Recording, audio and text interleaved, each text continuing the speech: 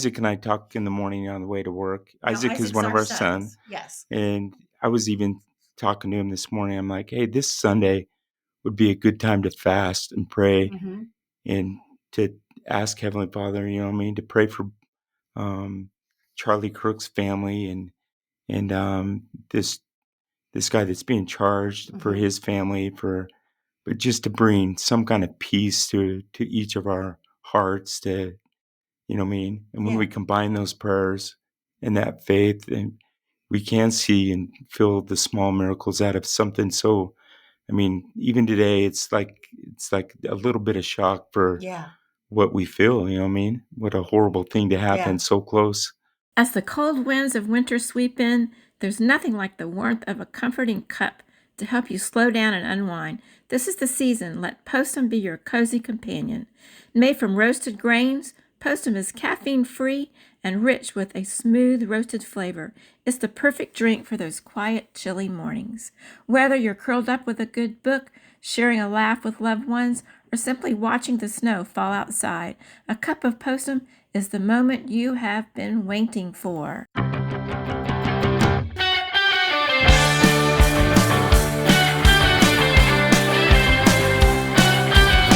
Welcome to This Week in Mormons, the Twim Taffy edition, which stands for Tiffany and Friends for You.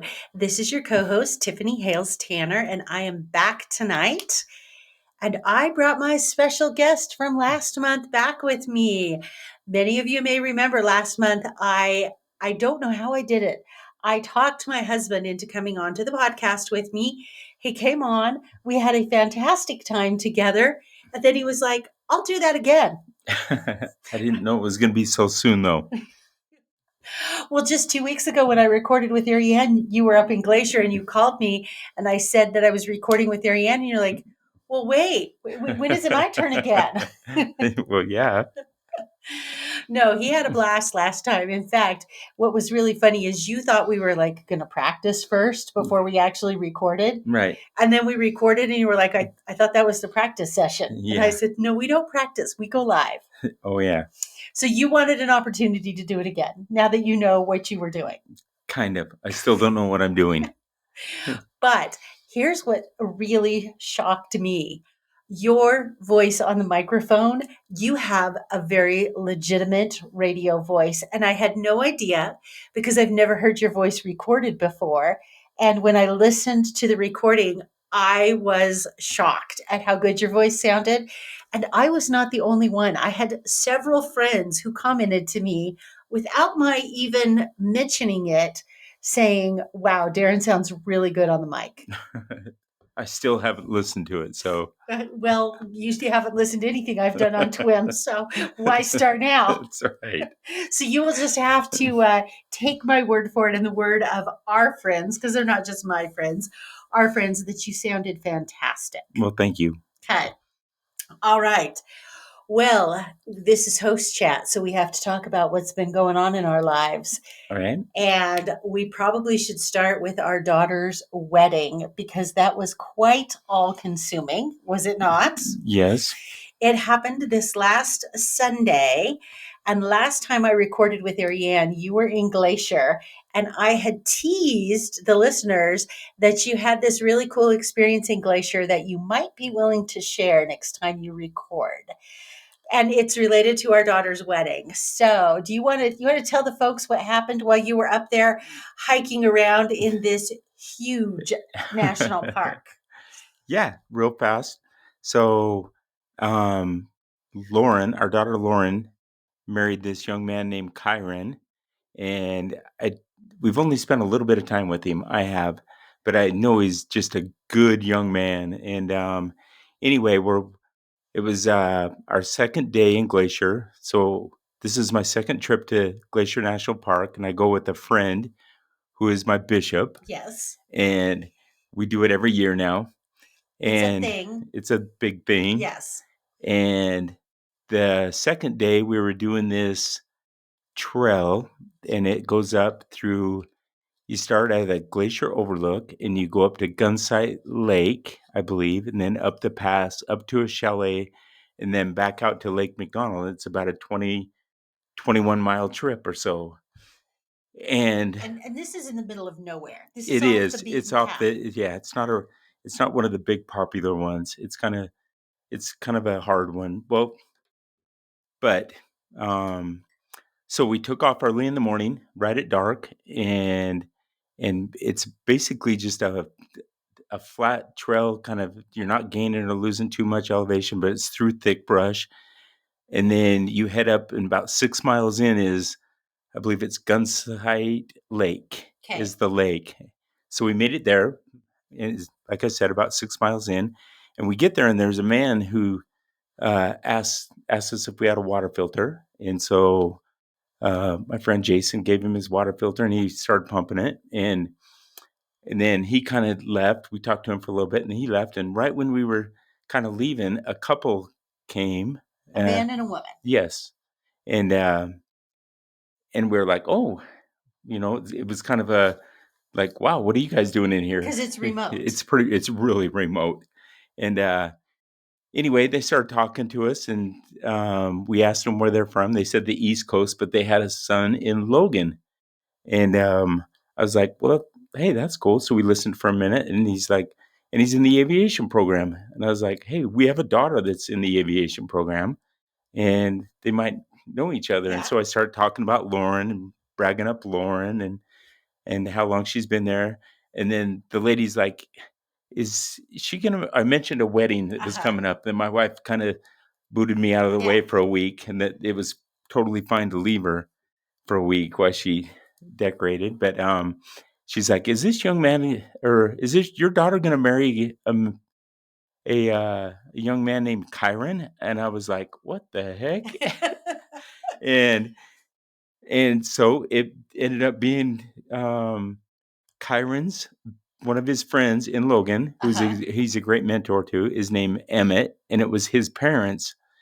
And for a minute, I was like, oh, this is super neat. We took pictures together. Yeah. And they instantly, I guess, put it on Instagram, which I didn't know about, but it got back to Lauren. But when you take off from this lake and you head out of the lake, you start climbing real fast up to the summit, and or up to a saddle. And all the way up, I'm like, why would this experience happen in my life? You know what I mean? Yeah. Clear back in here. This is where you wouldn't see anybody. So this is where the bears are and the moose, and we'd already seen a big moose, and but I was quickly overwhelmed with just a wonderful gift of Heavenly Father. Just let me know that He did know this young man, and He let me know that He knew this young man and Lauren so personally that that's how I feel that it was for that reason, was just to let me know that that He knew Kyron, and Lauren, and was very pleased with their wedding. So it was super cool. Very cool. Yeah. Because they told you that their son was going to be at the wedding. He did. And then we got so busy on the wedding day that we forgot to go look for him, because not only were we decorating, Lauren asked us to cook all the food for her wedding. And so after the ceremony was over with, they had cocktail hour for an hour, and then we went straight into food. And we had some good kitchen help, but we were still just making sure everything was full and refilled, and our guests were having a good time. And we just kind of got so focused on that I feel really bad that we forgot to go find Emmett. I know. In fact, that's one of the things we said right when we were pulling out. We forgot to find Emmett. Yeah. So, all right. Well, thank you for sharing that story, because it's really cool. I am going to share a pro tip. Okay. Katie, the day of the wedding, Katie, our youngest daughter, was doing a vlog, and she said, Mom, what's been the best thing so far today? And I said, the grid. And for those of you on YouTube, I will hold up the grid here and I will explain what the grid is. So I went out to the venue and I asked the venue owner, this was a couple weeks before the wedding, I said, I need the dimensions of your venue, because I knew that I was going to have 20 round tables. I knew the size of my serving tables, a head table. And so I wanted to make setup go really quickly. So they gave me the dimensions of the room. I knew the dimensions of the table. I went to a friend of mine who has a program that you can plug all of this stuff in, and she came and I designed for her. I said, "This is where I want my tables placed." And so she designed for me this grid that told me exactly where each table needed to go, like with measurements, how far from the wall. And so on the morning of the wedding, we arrive at the venue at 9 o'clock. I have not all, but a number of Lauren's, my ex-husband, dad's brothers there. And I hand them this piece of paper with the grid and 2 tape measures. And I say, "Boys," I explained the grid to them. I said, "Set this room up, set it up accurately, don't disappoint." And literally within less than 15 minutes, they had the whole entire room set up. I didn't have to move a single table because it was exactly where it needed to be.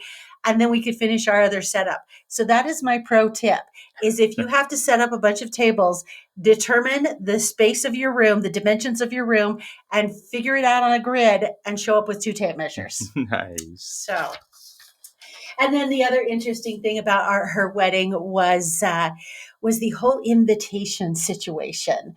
That got a little sticky, and the reason that got a little sticky is Lauren originally didn't even want to have a wedding. She just wanted to go to the courthouse and be married, and she would have been fine with going to the courthouse and being married. But Kyron is her only child, and Kyron's mom said, "I want a wedding."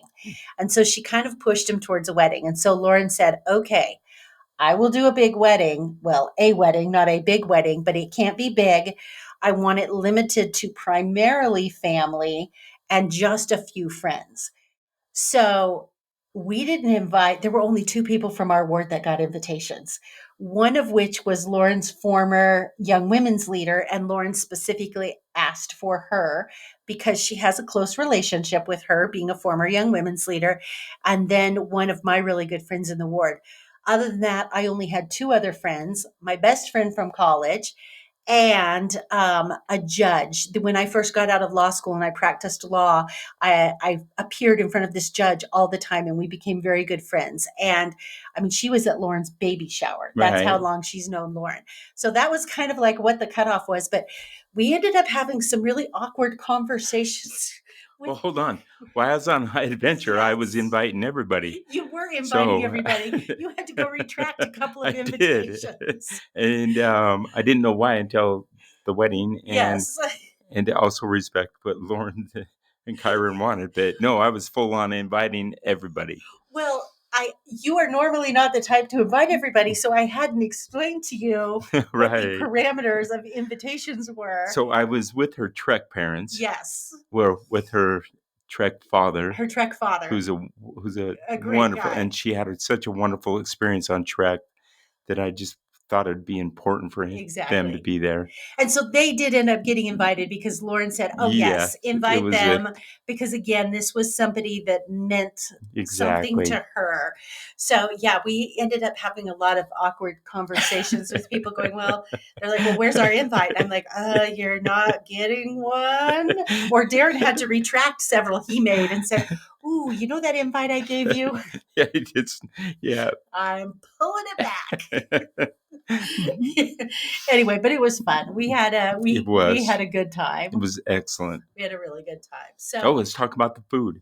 So while oh you were doing yes. your tables, I was at home doing the pulled pork all night, Yes. and then the chicken, And then and we did Dutch oven mac and cheese and Dutch oven beans. and a lot of them. A lot of them. And then I had rolls that I had made earlier, and we had green salad. And then I had this whole cookie table with like hundreds of her favorite cookies. Yeah, it was good. It was good. It was Turned out excellent. It was really good, but there was a lot of logistical coordination involved. No, she loved it. The best compliment she gave us is she said, "Mom, you took everything I had on my Pinterest board and turned it into my wedding." And so that's the best thing right there is if you hit all the milestones on the bride's Pinterest board. That's right. So as soon as the wedding was over with, were we done? Oh no. I really thought we were until we got home. So the after party which was the mess that was in our house. So we get that cleaned up. So the wedding's on Sunday. Tuesday night, I have a Relief Society activity, and Mhm. Wednesday night, you have a Young Men's activity at our house. So I knew post wedding that I would have this Relief Society activity. So we planned a really low key activity, but it was so fun and it was so good. We called it dinner group therapy. And so we just all got together. We had about 7 or 8 topics related to the struggles that moms have with dinner. And we just sat around together and Huh. we shared ideas with each other about, oh, this is how I do it, or this is how I do it, or how do you do this? And it was so much fun. And then we just had some healthy snacks, and it was a fantastic activity. And it prompted a couple of other discussion topics because we had sisters who said, oh, can we come back and talk about this? A lot of them want to talk about parenting adult children Nice. because we are in a ward where we don't have a lot of young people. A lot of people our age have adult children, so that's going to be one of the things on our topic board is going to be parenting adult children in the future, because that's a whole other can of worms. Yeah. So anyway, tell them what and you ended up doing on Wednesday night when you had the young men over here. So we ended up doing our deep fry night. So we usually do it 1, sometimes 2 times a year. And so the priests, the 16 to 18-year-old young men came over.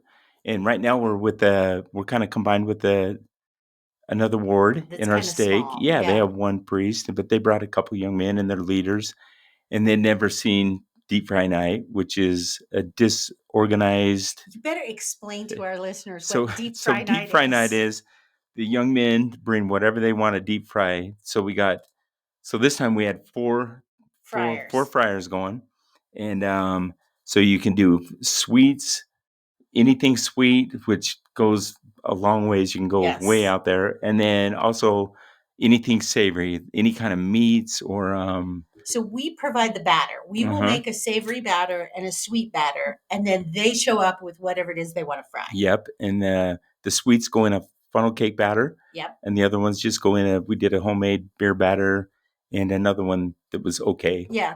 So, but it turned out great, very fun. It's a very fast night, and a lot of junk food being consumed. So So anywhere's from the sweet stuff from man, I don't know. We had them doing fresh peaches this uh-huh. year, which was a change, Oh, I bet that but was it was so delicious. good. But then we were doing a lot of candy. Some were just melting cookie dough, Okay. and then no one brought Oreos, so Grab I some grabbed some out of my Oreos, took stash. Tiffany's stash, and fried them all up, and they're gone. That's okay. I don't need Oreos. And then Bishop Bodley, he brought some elk brats. Yeah. And so we battered them up and cooked them. Kind of overcooked his first batch, but the second batch was killer.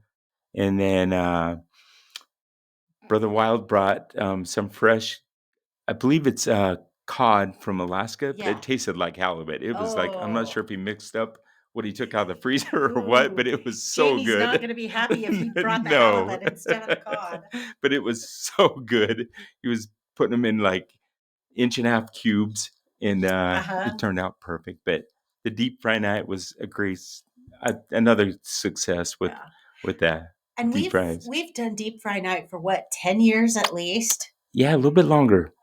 Probably ever since we've been in this ward. Yeah, And the kids look forward to it. And literally, I don't know what we haven't deep fried. We've done Twinkies and Oreos and Nutter Butters and Crustables and Crustables and the hamburgers, the Carl Juniors Carl Juniors. Those got deep hamburgers. We fried deep one fried year. them. Yeah, I pizza. remember one year a kid showed up with deer meat that was frozen, and he thawed it in my microwave and got deer meat Oh, juice you were very happy all about over. that. I was hot. I was very hot about that, and it stunk. Then we got into one year with the habaneros, if you remember Yes, that we one. did the habaneros. Yep, with Greg Maurer and Larry Givens, Yeah, but that was good. So the deep fry night, if you're looking for a great activity, it's a it's good pretty one. Yep, legendary. you can combine them, and it's good stuff. Okay. but keep it disorganized. As soon as you try to organize it, it does not work. Exactly. Okay? Just keep it chaos. Yes. You're going to be better off. Yeah. And do it outside. We've never done it inside the house. We should make that caveat. This all happens outside where the smell and the mess can just stay. Yeah, and about 90% of our deep fry nights, it does rain. Yes. And again, I don't know. It did happen. It rained on Wednesday night. It really does not matter what time of year we schedule deep fry nights. It's going to rain. It's going to rain. And we live in an arid climate. But we prepared for it. Yes, because you had the big 12 by 12 tent house. I did. So we were prepared. All right. Well, we've probably extended host chat longer than we should. Yeah. But hopefully we gave you all some pro tips and good ideas. So we will start with the news. And this week, we've kind of got a really big story to kick off with.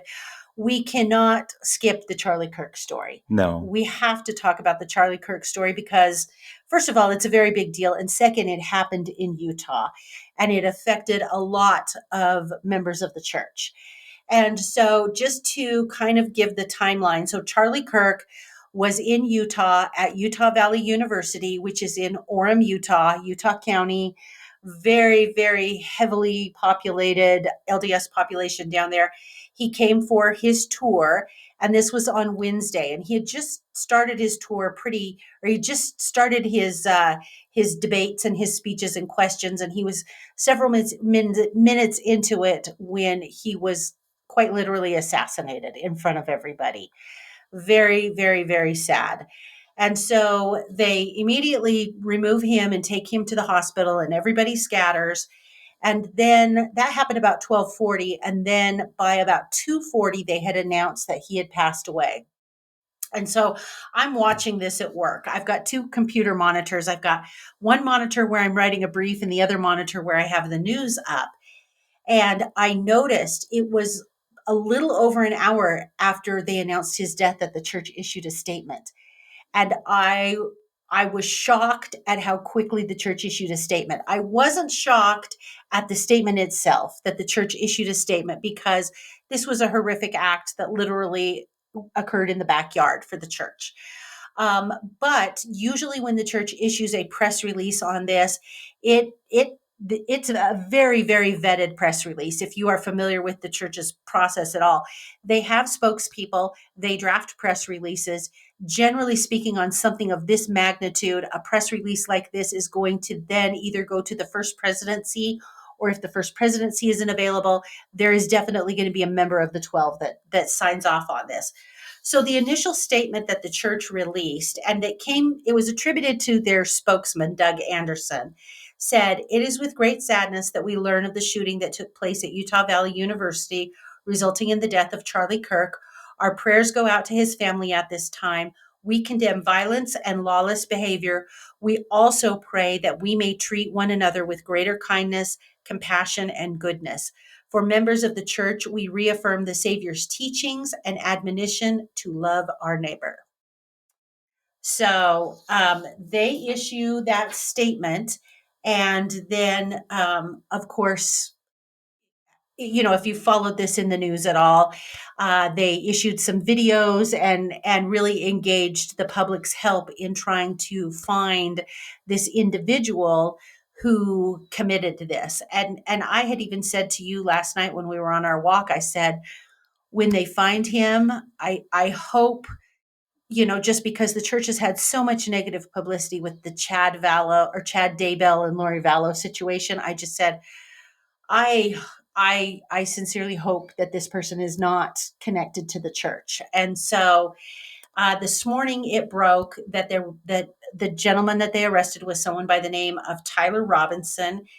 He is unfortunately a homegrown terrorist in Utah. He is from Utah. He's from the St. George area. It is unclear if there's any affiliation with the church at this point in time. I am kind of leaning towards, based on what I've seen, I don't think there's an affiliation with the church. And it's really interesting how they ended up finding him. They released these photos.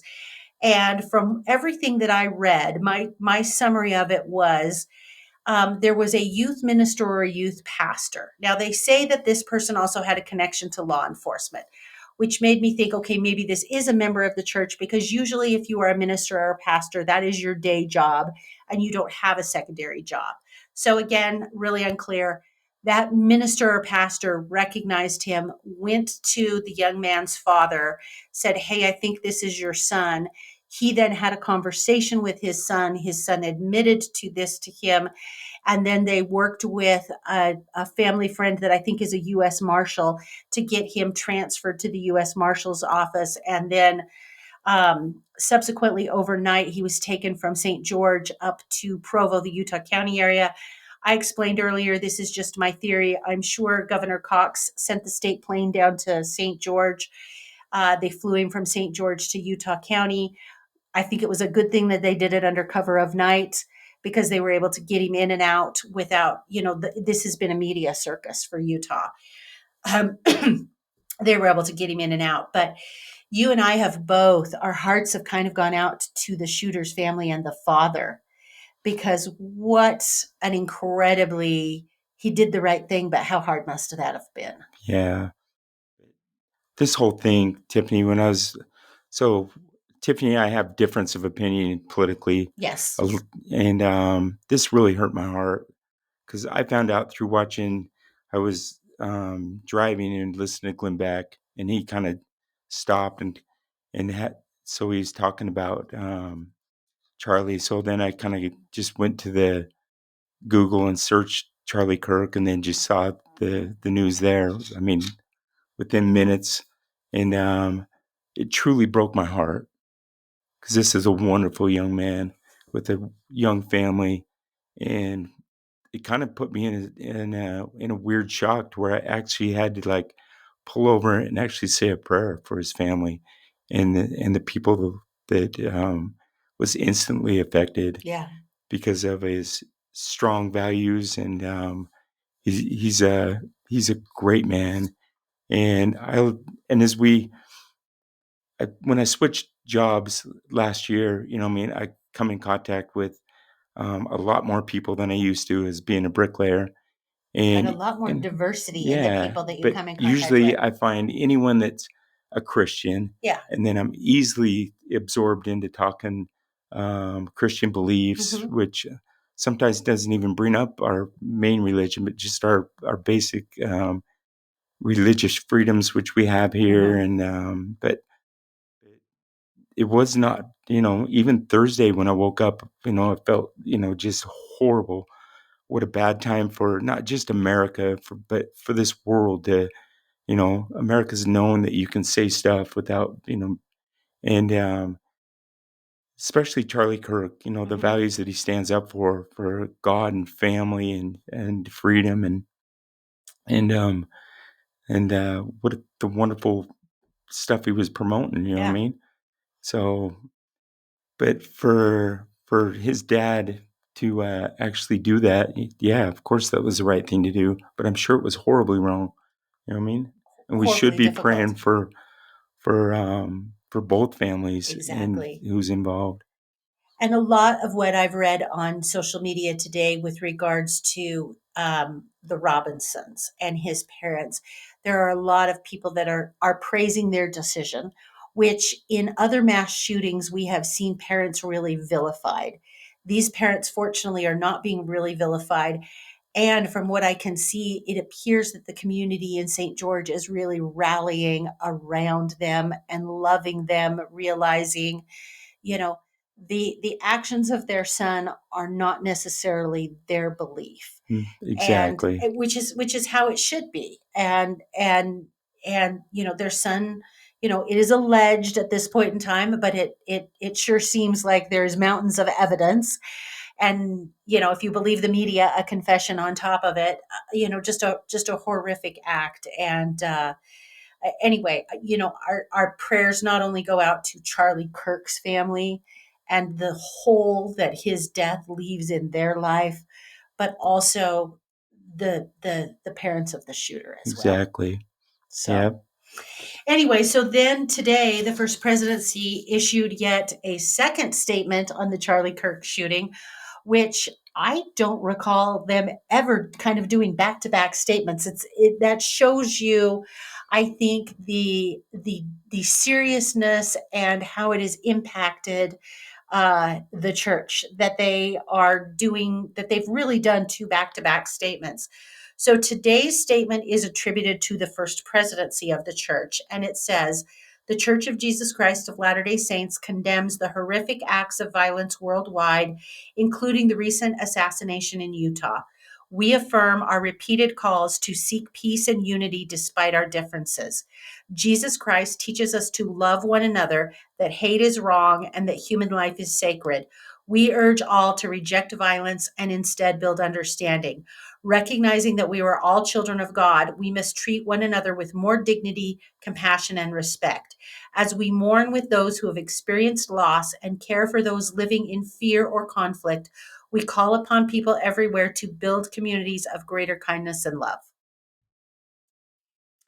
It's a pretty profound statement. Yeah, it is. So, and I wanted to finish this segment discussing Charlie Kirk with, because it's heavy. It's very, very heavy. I wanted to finish this with a story that was in the Deseret News yesterday. And the title of this story was Look for the Heroes, Stories of Courage, Caring from Kirk's Shooting, Strangers Helping Each Other to Safety Amid the Chaos. And the reporters for the Deseret News went and were able to interview several people who were in the group there. And they start off this story quoting somebody from a woman by the name of Cindy Maudsley. She was 15 at the time of the Columbine murders, and she was there at the Columbine school. And she told the Deseret News that embracing acts of kindness and courage, both witnessed and experienced, would add to the sweetness and hope to a tough journey forward from the hateful situation. And so we're running a little short on time already, so I'm not going to go into too many details, but it was a great story about how when the shooting occurred, there was only one shot, but people didn't know if there was going to be multiple shots. And so people were running and screaming and trying to find cover and shelter. And there's one story about a group of young men that encircled a young mother and her children to make sure that those children were not trampled in the chaos. There's other stories of a family that was there, there were parents, grandparents, children. They had a large kind of extended family contingency that were there to see Charlie Kirk. And a 12-year-old and a 14-year-old got separated in the chaos. And the strangers that came to the aid of the 12-year-old and the strangers that came to the aid of the 14-year-old, who just were willing to help these young teenagers, young girls, and calm them down. Stories of people running into buildings at UVU and people inside those buildings calming people down. And so in the wake of this horrific act, I was so happy to read this story today that reminded me that in that crowd, and you can imagine that crowd was probably filled with a significantly high percentage of members of the Church of Jesus Christ of Latter-day Saints, Right. simply because of where it was located. And that people were being Christian and helping each other in the midst of a really horrific situation. Yes. So anyway, so at least we can end this discussion on somewhat of a good note. That So real fast. Yeah. So Isaac and I talk in the morning on the way to work. Now, Isaac is Isaac's one of our sons. sons. Yes. And I was even talking to him this morning. I'm like, hey, this Sunday would be a good time to fast and pray Mm-hmm. and to ask Heavenly Father, to pray for Charlie Kirk's family and this guy that's being charged for Mm-hmm. his family, but just to bring some kind of peace to each of our hearts, to and when Yeah. we combine those prayers and that faith, and we can see and feel the small miracles out of something. So even today it's like a little bit of shock for Yeah. what we feel. What a horrible thing to happen Yeah. so close. So Exactly. all right. I love that. Love that. All right. On more happy news, the day before the Charlie Kirk shooting, President Nelson had a birthday. He did. He turned He's getting up there. 101. So, to celebrate his birthday, he and his family actually celebrated on Sunday. And they were down at the church office building in his office. And there was a new picture of him that was taken that was released the day before his birthday. And then there were multiple other pictures of him having a cake. And it was, obviously his wife, Wendy, was there. And it appeared that a number of his children were there. He has all of these daughters and one son. And I think in the picture I counted 8 girls and then the one boy. Right. And so he had a lot of his kids there, which I thought was very, very cool. And it was fun to see those pictures on social media and just how joyful he is and how joyful his children were to be able to celebrate this birthday with him. I hope when the calendar ticks around next year, he's still kicking at 102. I really, really, really want President Nelson to make it to the Salt Lake Temple dedication. Yes. I want him to stay alive and be able to dedicate that temple because that really is his baby, And so I will be very sad if he doesn't get that opportunity. I'm pretty sure he'll make it. So I hope the Lord spares his life so that he can do that. So anyway. What a wonderful man. Exactly. Happy birthday, President Nelson. All right. Our next story is about Angel Studios. So Angel Studios is a Utah-based production, basically a distribution and production company for movies. And they have produced a lot of the movies. Their values are they want to produce theater based on core kind of classical values. They want to produce movies that you can take your entire family to. That are uplifting types of movies. We've seen a lot of movies of theirs in the theaters. I know we saw one the last year that was on like near-death experiences. Yeah. And there was one that we wanted to see this summer called The Last Rodeo. And just because of how crazy our summer was, we never got a chance to see it. Now, I understand that they have a streaming service, and I have wanted to look into their streaming service. But again, because we've had such a crazy summer and TV has not been a priority, we haven't. But you and I were talking that we need to look into their streaming service because we have such diverse tastes in media that I said, I think the stuff on Angel Studios streaming service, you and I could probably actually agree upon. We could find movies to watch because we always are struggling with what are we going to watch because we don't like to watch the same stuff. Imagine that. Anyway, the reason they are in the news is they just went public. They merged with another company. They are now on the New York Stock Exchange. They are on the New York Stock Exchange under the ticker ANGX. And so it is kind of a big deal. Their value of the shares of their company rose 8% to $13 a share. They are going to continue doing what they're doing. I see that exploding. I see that exploding too. In fact, the first thing I said to you when I heard this was, "Let's go buy some stock." Yes, and we don't even buy stock. No. but this one I would. Yes. Well, and their leadership is not going to change. This was started by 3 brothers, Neil Harmon, Jordan Harmon, and Jeffrey Harmon. And they each have specific roles in the company. And even though there has been this merger and now they are public, they are staying on with their roles in the company. And so I suspect that to keep it going, that not much will change. And I think that they are going to, they have been very successful over the years, and they've made a huge leap in their success in the last year. And I think that they will continue to do that because there is such a vacuum for the good quality media that they are putting out. I can't remember. I think the last time I went and saw a movie was I went and saw part 1 of Wicked. And part 2 of the movie Wicked is coming out, I think, in November. But not with me. Not with you. No, I went with my daughter. Well, I went to the first part with my friend. And then I think I went, did I see it again with my kid? I can't remember, but I know Katie wants to go see it again when it comes out, the second part comes out in November. Anyway, I just look at the movies that are in theaters and I have zero desire to see any of them. They all just look like trash and junk to me. Yeah.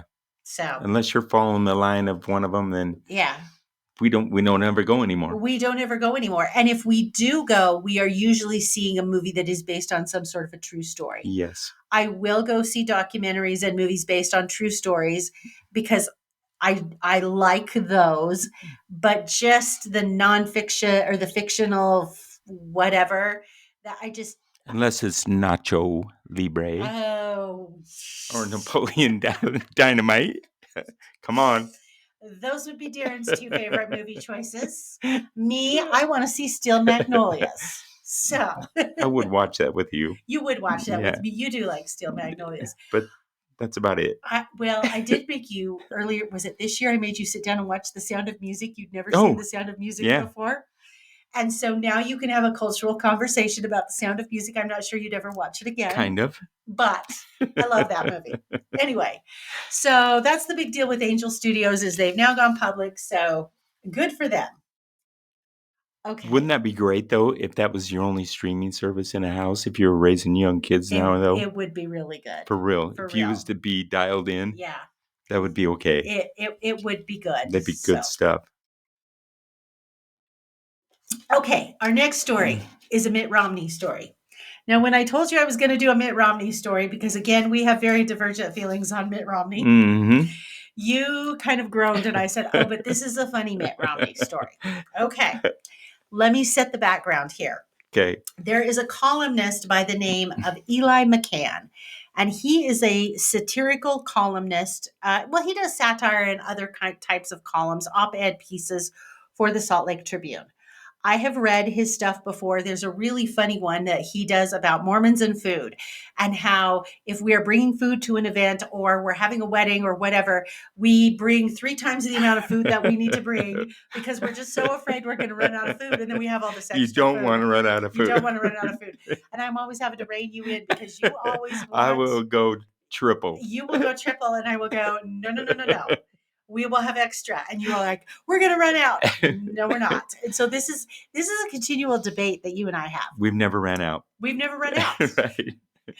Anyway, so he recently did this column.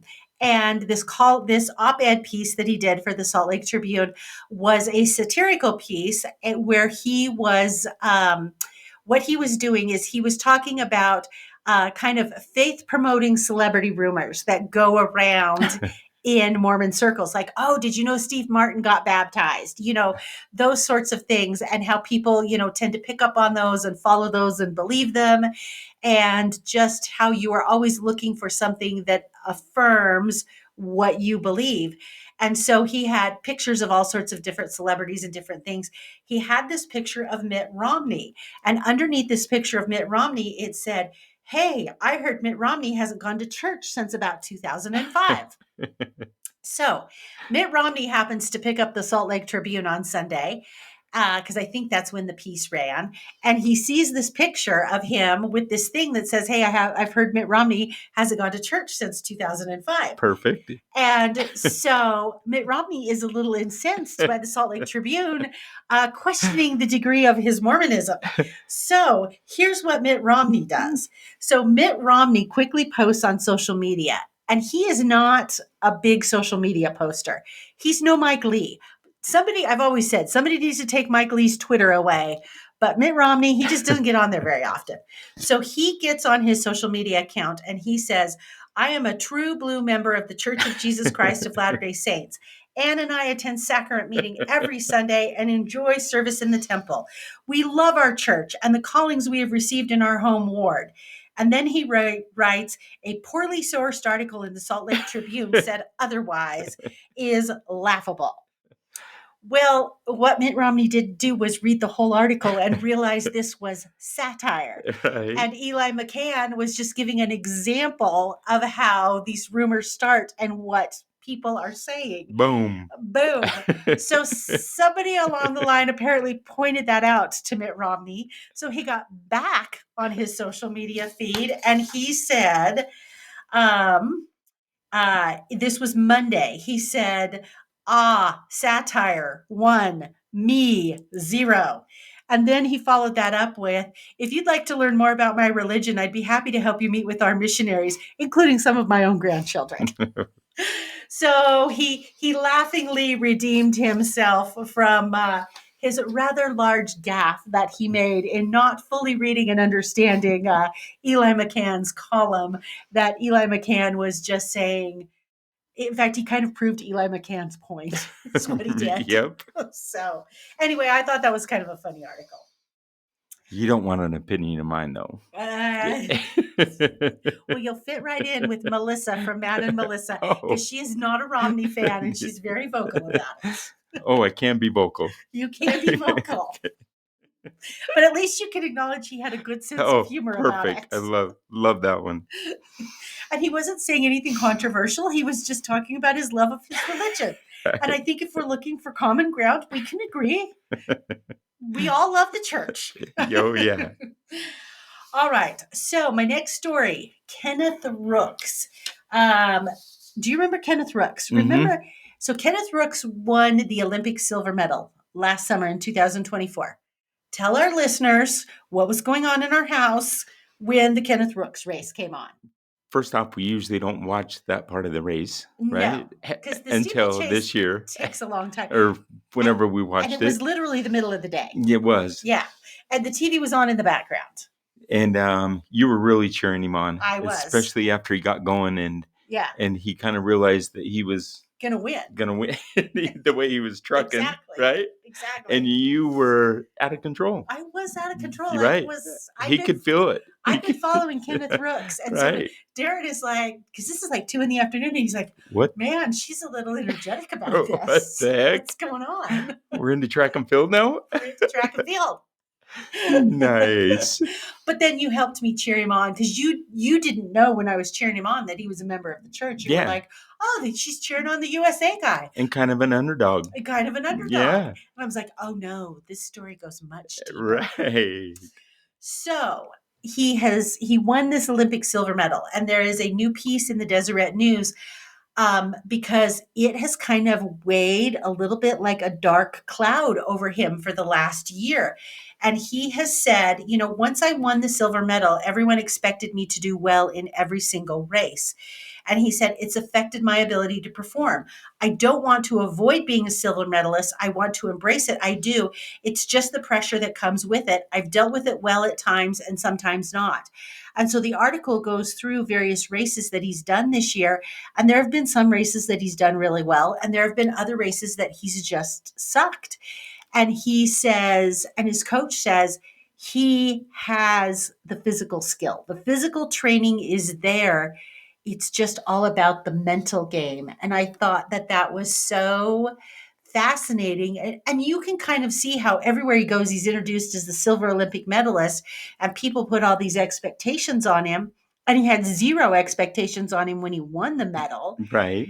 And the article is so fascinating to just see the mental games that these athletes, these top level tier athletes have to do in order to continue to compete at the levels that they compete at. Yeah.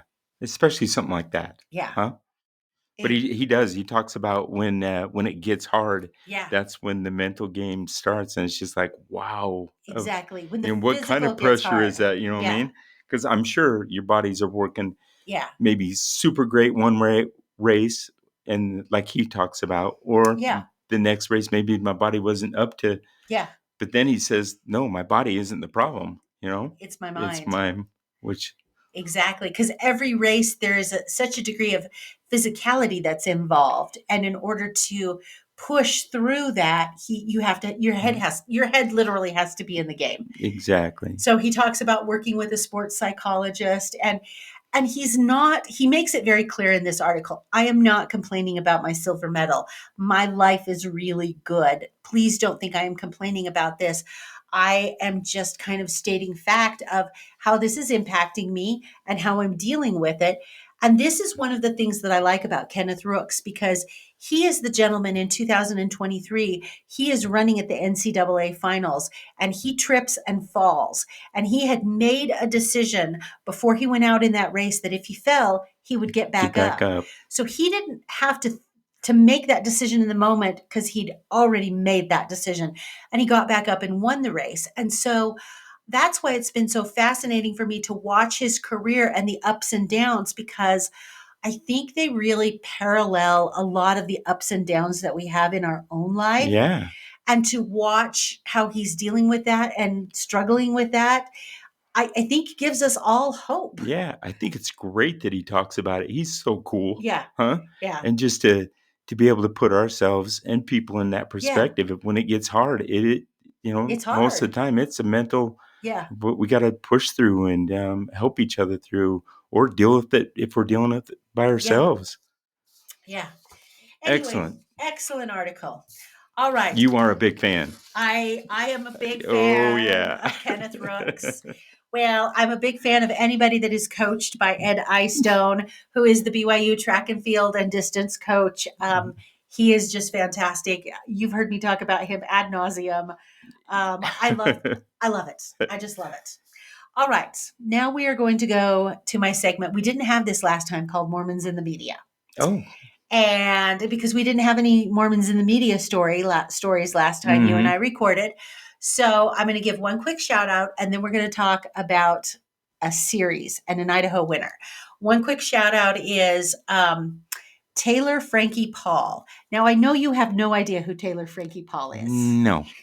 She is one of the individuals who is on The Secret Lives of Mormon Wives, which, again, I know you've never watched. No, again. Anyway, so a couple of those individuals from that show are on Dancing with the Stars this season. Taylor Frankie Paul has just been tagged to be the next Bachelorette on ABC's Bachelorette show, which, again, I know you know nothing about because I don't even watch those shows. Ariane's a big fan. I don't watch them. Anyway, she's tapped to be the next Bachelorette, so that's kind of a big deal. Anyway, but let's talk about one that you will find a lot more interesting. There is a gentleman by the name of Nathan Olson. And this gentleman he's an Idaho native.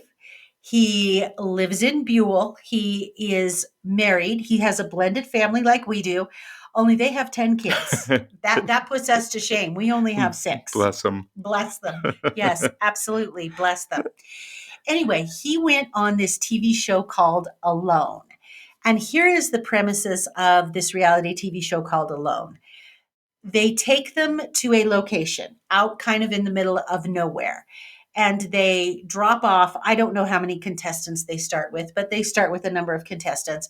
They each get dropped off in a separate location. So they're not by another contestant. Right. They are given a handheld camera. Okay. There's no production crew out there. There is no nothing. Now, they can take 10 survival items with them, and they get to choose what those survival items are.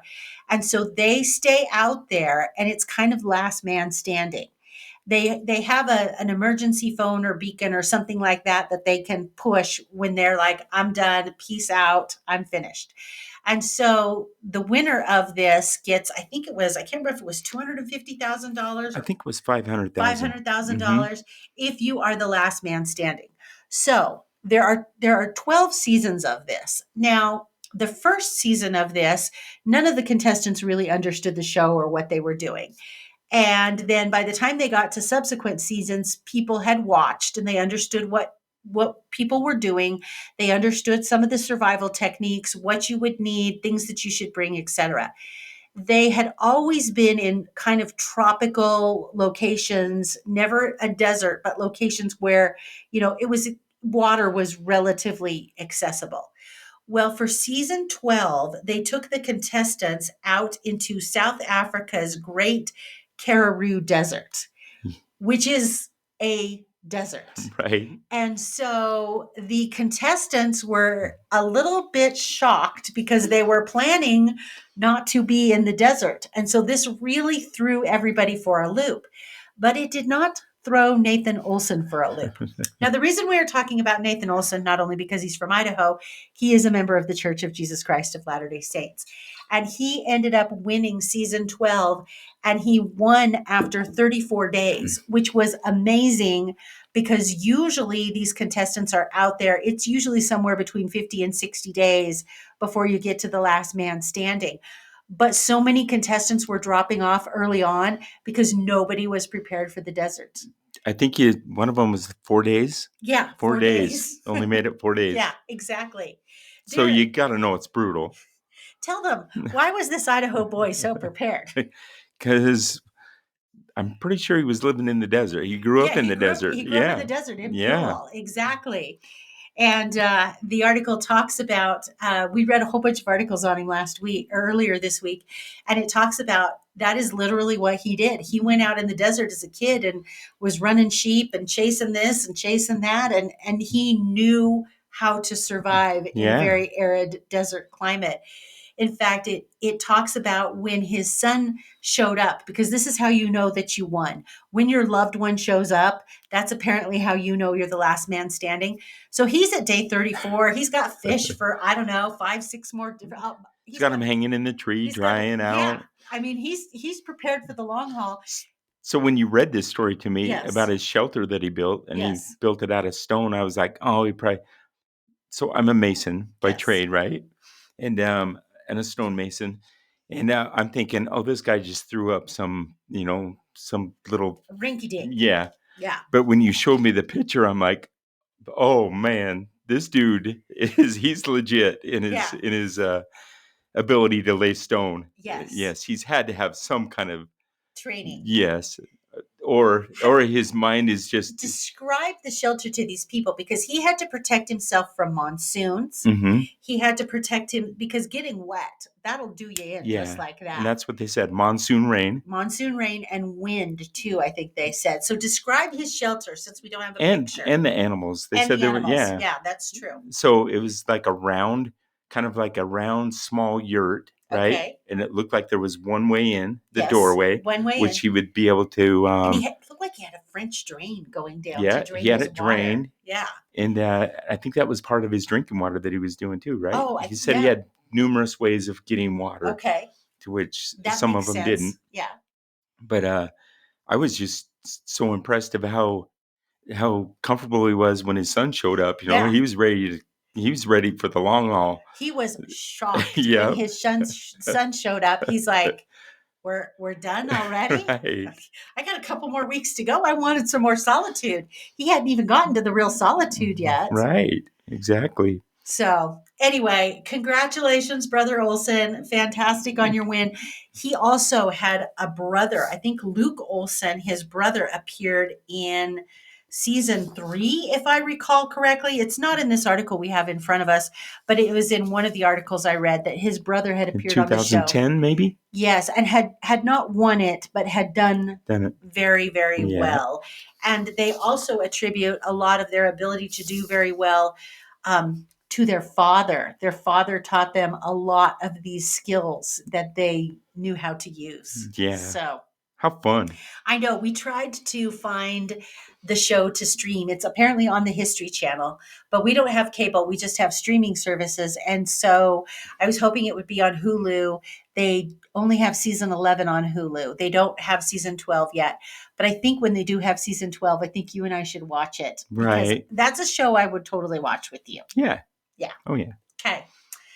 No, in some ways, I'd really like to try that. Oh, you would be so good at it. Huh? You would be so good at it. It sounds lonely after a while, though. But you were always saying, oh, just leave me alone. I want to be alone. Maybe that would cure you wanting to be alone.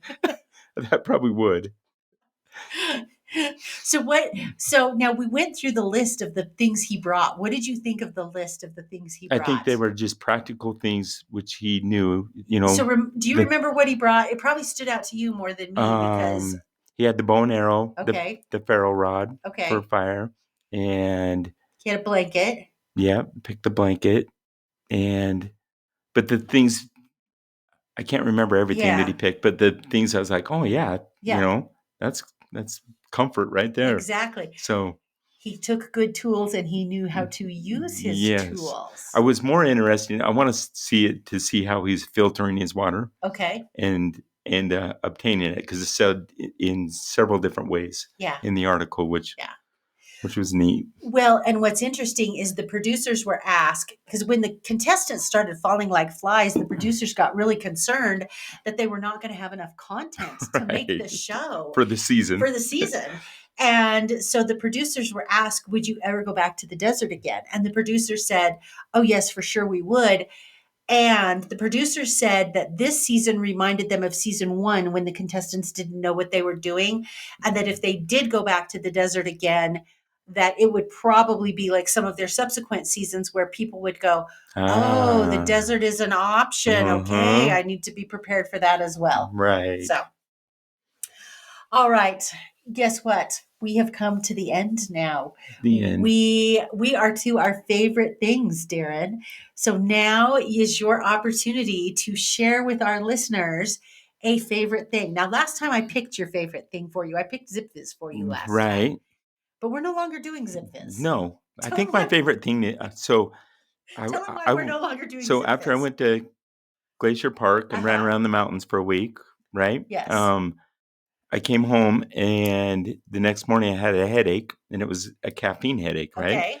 And I was like, no, I'm gonna wing myself Go off this. cold turkey. Yeah, and it wasn't as easy as I thought, Yeah, especially the second day. Ooh, Huh? It Yeah. took you what, about 3-4 days? Yeah, It even was the fourth brutal. day. Yeah. To where I've only had 2 or 3 Diet Dr. Peppers since then. And that's And that was at the wedding. That was And then one again for date night tonight, real Yeah. fast. And that was minimal caffeine compared to your Oh, prior yeah. caffeine consumption. Instead of like 1,200 milligrams, we were Yeah. only at like 50. right. So, but I'm way shocked on how my brain thinks in the morning Really? without knowing that I need that jump Uh-huh. to get going, and how I can actually get myself motivated. Well, the Really? first last week I was kind of sluggish, Okay. but I was motivated through the wedding. Yes. This week is like a really good experience, actually. Oh, good. I do miss the Zip Fizz Yes. because of Oh, go ahead. just because of the volume of water I was drinking. Exactly. To where now I have to drink the water. So And it's water. It's just water. As I was telling you tonight, holding up my Diet Coke, here's my water right here. This is the base of Diet Coke is water. Nice. When people say you don't drink water, oh, yes, I do. What do you think the main ingredient in Diet Coke is? Water. Nice. So do you want to have another favorite thing besides being caffeine free? I have another favorite thing. Okay, share your and other favorite it's thing. a goal that we set in Quorum, our priest Okay. quorum, right? Set. Okay. And one of our advisors, Brother Moroni, Okay. taught us when we're setting goals. I set a goal to listen to President Nelson's talk. This is a few years ago. Okay. Every work morning. On the way to work. On the way to work, and I've kept pretty good at it, like really good.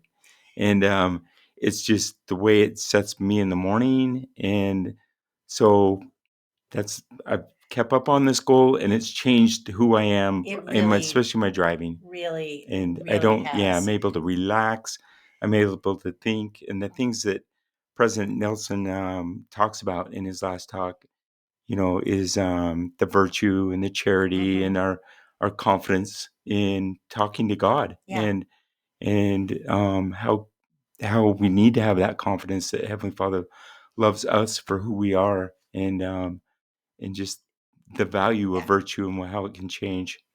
So, Well, and when you say you listen to the last conference talk, so in a month, it'll change. it'll change to Mhm. whatever President Nelson's conference talk is in October. It sounds really boring, but Uh-huh. there's always something that I missed, or that it remind me that I get off thinking to where I don't hear the next 2 minutes, Yeah. or But you're that's thinking about something yeah, he and then said and thinking about exactly. how you're going to apply that in your Yes, life. it's made me a better person. And I will testify to that. I think listening to those conference talks, I can see you really internalizing the message that President Nelson has been giving in each conference. I can see you internalizing that and then applying it in your life It does. for the good. Yep. And so that's been fantastic. So thankful for a prophet. Yeah, exactly. So, all right. Well, you're ending on a high spiritual note, and I'm just going to bring it down to fluff with my favorite thing. It's these right here. I'm going to hold them up. It is icebreakers. Okay. Now, I started out with the icebreaker mints. Okay. The wintergreen. I love myself a good wintergreen. Probably it was sometime in August. I don't know. August was a blur because of the wedding. I was at the store and I needed a new icebreaker mints. And so I got the wintergreen, but then I noticed that they had sparkling mints. And I'm like, oh, what is this sparkling mint? And so this sparkling mint is pineapple mango seltzer. Now, primarily where I eat these mints is sacrament meeting. They stay in my church bag, and I pull them out at sacrament meeting to give me something to suck on because sacrament meeting is earlier in the morning than my brain likes to function. Nice. And You share. And I share with the whole row of our family members. Anyway, these sparkling ones, they're not minty, but they taste like having they literally taste like having something fizzy in your mouth. It's fantastic. So I really like them. I have them in the pineapple mango seltzer, and I also have them, I think, in a raspberry lemonade one as well. And they make a couple more. So I need to locate those, but these are my favorite thing. This is a great church mint. I highly recommend you buy it and you put it in your church bag to keep you awake during sacrament meeting. If you like the old Zots, this is a very, very low down version of it. The old what? Zot candies. Oh, Zot candies. Right. I never even thought of that. You're It's got right. that. They're like the Zots. Yeah. You're absolutely just a little bit right. like it. So now my 18-year-old daughter tells me, I haven't been there yet, that Walgreens apparently has the best selection of these because I've been on the hunt to find the seltzer ones. You can buy them on Amazon, but then I have to buy them in like a really large quantity, and I don't want to buy them in a really large quantity. But she tells me that if I go to Walgreens, that Walgreens has the best selection. So I may hit up the Walgreens in the next day or two just to confirm or deny what she has said. Very nice. Okay. All right, listeners, thank you very much for joining us. Hey, hold on. Oh. So before we leave, I just want to tell you that this has been a wonderful podcast. And just the expressions we have from this week with the Charlie Kirk but just you and I, we disagree. We do. We butt heads on, especially politics. We do not agree, right? Not see eye to eye. But I'm able to. I mean, we don't really talk about the things we know we're going to butt heads on anymore, but just the peace that we need to have as people, and to have our. I'm really not sure what I'm trying to say, other than this has been a very good time. I pray that people may listen to this and pray for peace in their life, and to get along with people, even though we're all different. Yeah, it's you and me. We're so different. There's only two things we agree upon, huh? There's a few more than that. The gospel, right? Foods, right? Service. We like and to I'm serve madly together. in love with you. It's very so. But I pray that people may continue to pray for these families and to and pray for peace. Yeah. Thank you for sharing that tonight. And I like what you said about, I especially when you look at President Nelson's talk on being peacemakers. And what he's basically saying to a lot of things is, when you do have differences, agree to disagree and set those differences aside. Or like what you and I do on the things politically that we're like, we're going to get worked up if we talk about that. Yeah. So we are not going to talk about it. Yeah. And it doesn't mean that we're ignoring it or disrespecting it or anything like that.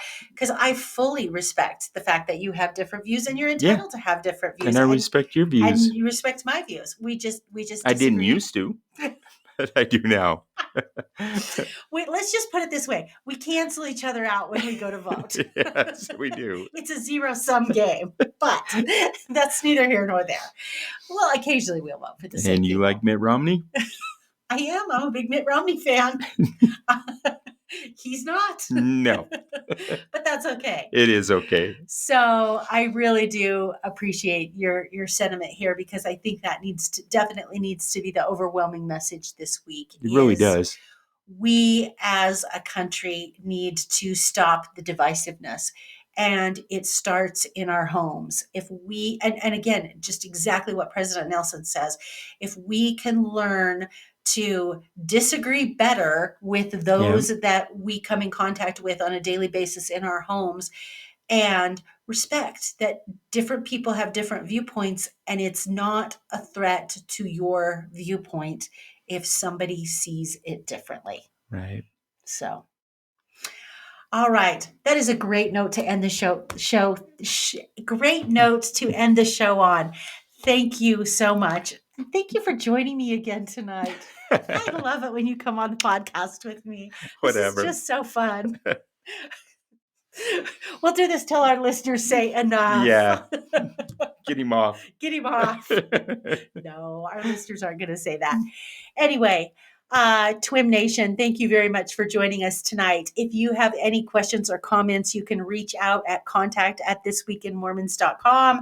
You can find us on Facebook. I've been throwing up stories left and right this week on Facebook. There's a whole bunch of stuff I threw up on Facebook this week that we didn't even cover because we just didn't have time. So go find yourself some other Mormon news on our Facebook page. Thank you very much.